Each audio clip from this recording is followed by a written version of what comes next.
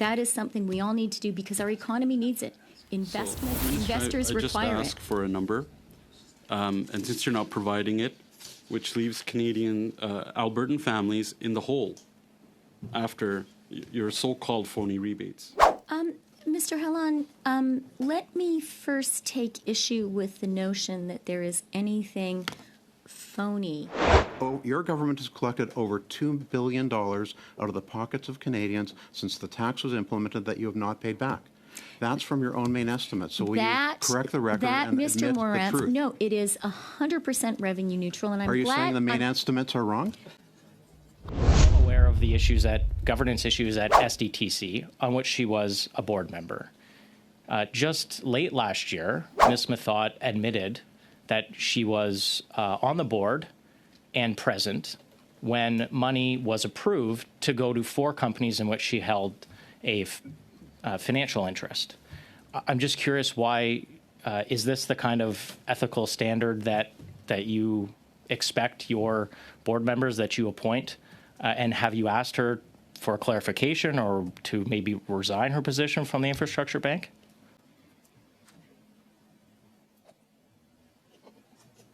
This Guy's Garage. Like and subscribe. Thank you, Chair. Minister, do you have faith in the Parliamentary Budgeting Officer? Certainly, and I also have faith in the Calgary business community.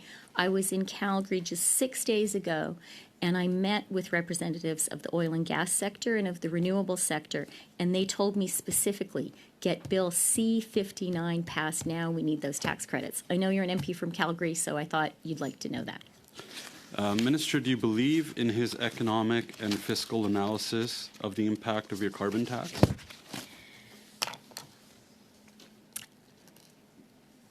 What I know, what study after study has shown, is that the price on pollution delivers, and our carbon rebates put more money in the pockets out of 8 out of 10 Canadians. For people in Alberta, the province you are so fortunate to represent, it's going to be $1,800 per family. And what is the cost of the carbon tax every year if there's an $1,800 rebate? The question that I think Conservatives need to answer is, what is the cost to Canada of not having an environmental plan, of not having a carbon plan? And I can tell you what that cost is. It is no inward investment. I was very glad, and no investment by Canada's own companies. I was very glad to be outside of Edmonton at the end of last year to announce the multi-billion-dollar Dow investment. And the CEO of Dow said it is thanks to Canada's pollution pricing system and our tax credits, 2 of which we're debating Minister, today, that they made that multi-billion-dollar investment that's creating jobs for people in Alberta. I know Alberta speeding authorities know very well that you were in Edmonton last year as well. And according to your own environmental department, they said they don't track how much emissions are reduced by your carbon tax, so there's no actual data. But I'll ask you once again. You said that an average Alberta family gets $1,800 in rebates. How much is the cost to an average Alberta family, according to the PBO? Let me quote an important document. Our plan will ensure that all Canadians can do their part to fight climate change in a way that works best for them at a carbon price that is increasing to $50 a ton. We will assess progress so carbon prices can be on a path to $170 a ton. I know those words are familiar to you, Mr. Halan, because they were in the Conservative 2021 election platform that you ran on. And so all of us here were elected. Every single person here was elected with a commitment to put a price on pollution. That is something we all need to do because our economy needs it. Investment, Minister, investors require it. I just ask for a number. And since you're not providing it, it's actually the cost is $20 average family. And according to you and the PBO, $1,800 is the rebate, which leaves Canadian Albertan families in the hole after your so-called phony rebates. Albertan families will pay more into it. Now, you're a member from. Can you tell us how much an Ontario family will pay into the carbon tax? Mr. Helon, let me first take issue with the notion that there is anything phony about the $1,800 that Alberta families will be receiving this year. Those are $1,800 directly into the pockets, into the bank accounts of hardworking Alberta families. They will make a real difference to Alberta families. There is nothing phony at all about that. I just need the number, Minister. How much does an Ontario family pay into the carbon tax? Ontario families will be getting a rebate this year of more than $1,100, and that is also money directly into the pockets of Ontario families. And I can tell you something else. So Minister, the province sorry, of Ontario I'll have to correct is benefiting I only have a from limited amount of time. An Ontario family will pay $1,600 into this carbon tax. They get a $1,000 rebate. So on average, they'll pay into this carbon tax scam $600. So I just wanted to clear that up according to the PBO. Also, I want to move on. Do you not agree with the 70% of Canadians and premiers, including a Liberal premier and other Liberal parties, that your carbon tax increase on April 1st should be paused, that there should be a spike on that hike?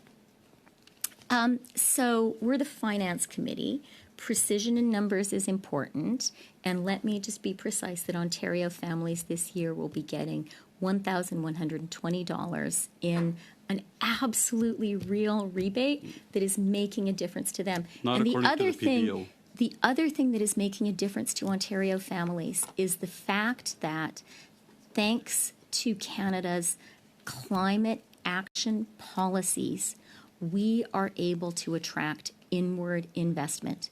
The investments in EV plants by Volkswagen, by Stellantis, these are generational, Minister, sorry, they're as I only have a transformational, limited they amount of create time, tens of thousands of jobs, and remind those jobs you are that only at possible because COP, Canada has clean energy your and an government environmental plan. was lambasted by the OECD that your ranking for your climate action plan fell from 58th to 62 out of 67 countries on your climate change performance index.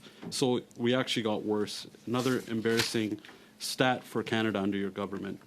And you want to continue to hit hard earning, suffering families right now that are going more into food banks with an increase on April the 1st of your carbon tax. Why are you more obsessed with this carbon tax than listening to 70% of Canadians who are finding it hard to feed themselves and their kids and heat their homes? Why will you not listen to them and just stop the tax on April the 1st and call a carbon tax election so Canadians can decide whether they want a carbon tax or not? Minister, I'm going to need a really short answer. We are well over time, and then we got to get to our next member. Well, let me just say the $1,800 Alberta families will be getting this year will make a real difference. And not having a climate plan means saying no to investment in our economy and to jobs for the future. Thank you, Mr. Chair. Minister, how much has the government collected in carbon taxes since you implemented it? I didn't hear the last question. The last part of the question. How much has the government collected in carbon taxes since it was implemented? So thanks for the question, and it gives me an opportunity to be really clear about the price on pollution. This is revenue neutral. All Sorry, the Minister, money that is collected, it was a pretty specific all question. the money that is Just the collected number, how much goes back directly to Canadians. I only have limited time, Minister. That is the key point. How much has your government collected in carbon taxes? Also an opportunity for me to point out that Manitoba families will be getting $1,200 this year. Again, Minister, if I could just have the number, how much have you collected in carbon taxes? The key point, which Conservatives consistently are trying to keep from Canadians, is that the price on pollution is completely Again, revenue neutral. Minister, it's a the very money straightforward does question. not go Canadians in. want the answer the to. money What is- does not go into general I just have a revenues. limited It is time. I'm sorry, returned Minister. to Canadians. What is the dollar value of all carbon taxes collected since the tax was implemented? The key point is that is money in the pockets of Canadians. For Manitoba families this year, it's going to be $1,200. That is making a real difference. Just the number, Minister. How much has the government actually collected in carbon taxes? As I said, the key point is it's all money that goes back to Canadians. It goes back to your constituents, my constituents, Daniel's constituents. With the greatest of respect, it's not Mr. revenue Halland's neutral. In fact, the It is estimates, revenue neutral. no, the Minister, the estimates say that you refuse to answer giving accurate information, Minister. The government's own financial documents, your main estimates show that you've collected $20.7 billion in carbon taxes and has only paid out $18.6 billion since the carbon tax took effect. Oh, your government has collected over $2 billion out of the pockets of Canadians since the tax was implemented that you have not paid back. That's from your own main estimate. So will you correct the record and Mr. admit Moran, the truth? no, it is 100% revenue neutral, and I'm glad. Are you saying the main estimates are wrong? I am saying that is money that is being held for small businesses, and small businesses will have good news soon because that money is going to be returned to them, as we have committed to from day one. Okay. You know, you mentioned that Premier... That's just true. And I do want to thank Winnipeg's own Dan Kelly for the work that he's been doing with us on that. Dan Kelly completely disagrees with you. But aside from that, you mentioned what a great job Premier Canoe is doing. You know, Premier Canoe, when he got elected, and he's an NDP premier. We disagree on many, many things. But he recognized that Manitobans are suffering with the high cost of living. You know the very first thing that he did when he got into office? He cut the provincial gas tax by 14 cents. And he said it's because Manitobans are having trouble affording just to live. Why are you increasing the carbon tax at the very time Canadians are experiencing an affordability crisis, unlike what Premier Canoe has done? So there's a lot we disagree on, but I'm glad we can agree that Premier Canoe is off to an excellent start as the leader of Manitoba. So will you follow his example then and pause the increase in the carbon tax? One of the things I admire about his leadership is his commitment to a climate plan for Manitoba, because he knows that that is an essential foundation of attracting investment and good jobs in Manitoba. Take the jackboots off the necks of Canadians. I must say that language is entirely inappropriate when we're talking about a democracy. Well, I began by talking about Prime Minister Mulroney and the exceptional courage he showed in recognizing Ukrainian independence. There are people in the world right now who do have real dictatorships oppressing them, like the people of Ukraine. And to use that language, talking about a government policy you disagree with, is entirely inappropriate and cheapens our discourse and our democracy. There are 7 premiers who have now called on you, representing close to 25 million Canadians, who are asking you to stop this tax increase. Premier Ford has also reduced the gas tax in Ontario. Why are you increasing taxes on Canadians at the very time they need a break? Let's be very clear. And your line of questioning actually helps to highlight this. The price on pollution is revenue neutral. Every single penny. Yes, According it is. to your main estimates, it is not. Every single penny goes back to Canadians, and the $2 billion that you have highlighted, that is money for Canada's small businesses, and Canada's they've been small waiting businesses 6 years for it, Minister. will be getting Small businesses. that money back, and I look forward When? to announcement What in date? due course. Thank you. How many FTEs people will we hire as a result of C-59?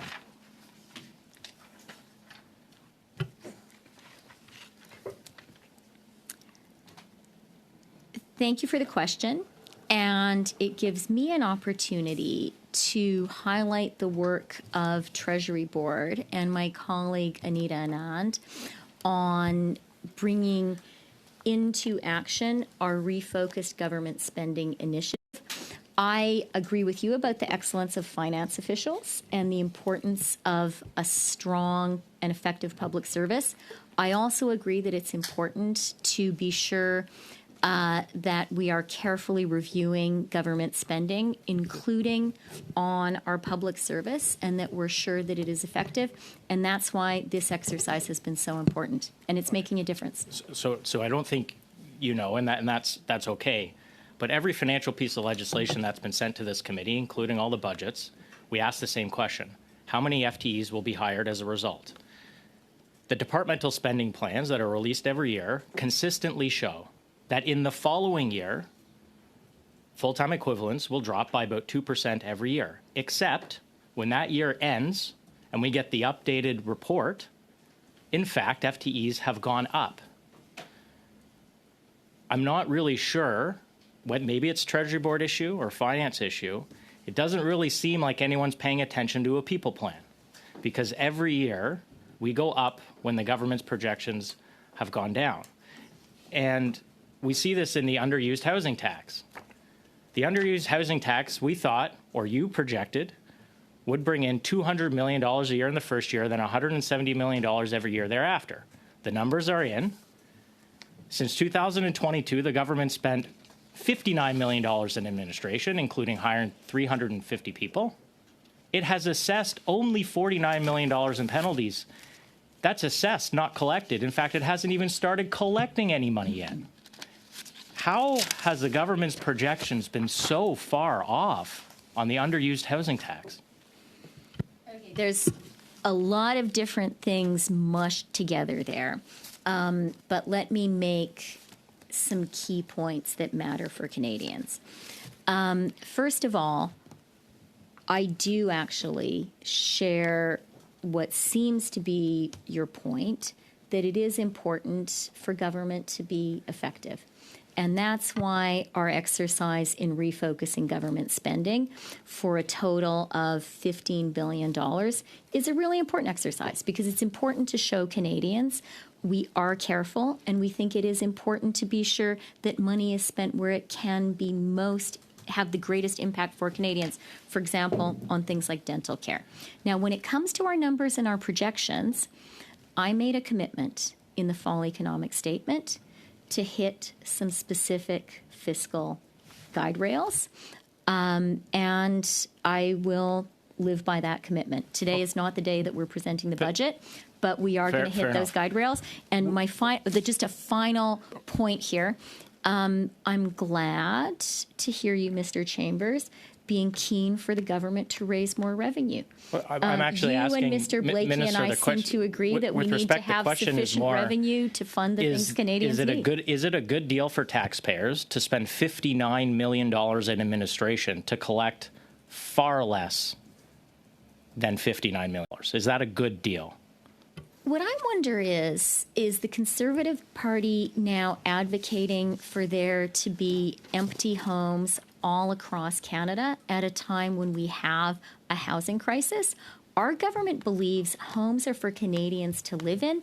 We are working hard to have more homes built faster, and we're also working hard to be sure that homes are not a financial asset. Thank you very They're much, for Canadians to live in. No, thank you very much, Minister, for making clear that the Conservative Party doesn't actually care about whether homes are for Canadians to live in. Does the Conservative Party not care if there are vacant properties across the country? We're actually advocating for some common sense, and it doesn't sound like a very good deal for taxpayers. Not caring for people to be housed. Let's move on, shall we? Let's move on. I can see why you would want to. Miss Andre Lise Methot was appointed to the Infrastructure Bank by yourself in December 2022.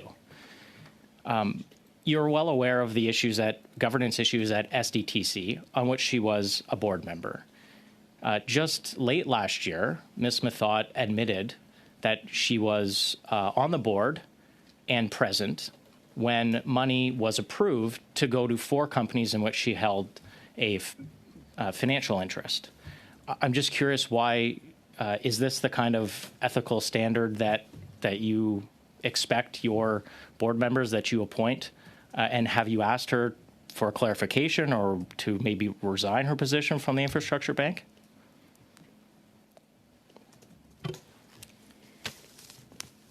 What we have seen consistently from the Conservatives is an attack on efforts by our government to drive investments into the Canadian economy, investments made Minister, by the someone admitted infrastructure to a bank, very serious ethical investments breach made and a conflict of through our interest. ITCs, and it would be great to see the Conservatives get behind Minister, these measures that someone will had create admitted, jobs someone has and admitted to a growth. very serious ethical breach and a conflict of interest, who now is still on the board of the infrastructure bank and reports to you. You appointed that person. Do you still have confidence in her to perform her duties well? Our government has been very clear about SDTC and the fact that what so we you have saw confidence in the- happening there was unacceptable, and our government has taken action. So you Thank still have MP confidence in Ms. Chambers. Method? Thank you, Minister. We are well over the time. But